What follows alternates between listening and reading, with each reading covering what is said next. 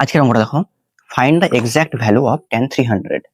এখানে আমাদেরকে tan 300 degree মান বার করতে দিয়েছে, কিন্তু আমাদের তো সাধারণত 90 থেকে 0 ডিগ্রির মধ্যে মানগুলো মুখস্থ থাকে। তাহলে আমরা সেক্ষেত্রে এটা কিভাবে বার করবো?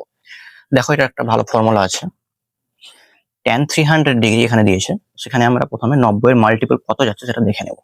tan 300 মানে হচ্ছে 90 ইন্টু 3, 270 পেয়ে যাচ্ছি আমরা এখানে। আর তার সঙ্গে কত বাকি পড়ে থাকছে? 300 মাইনাস 270, মানে আরো 30 ডিগ্রি বাকি পড়ে থাকছে।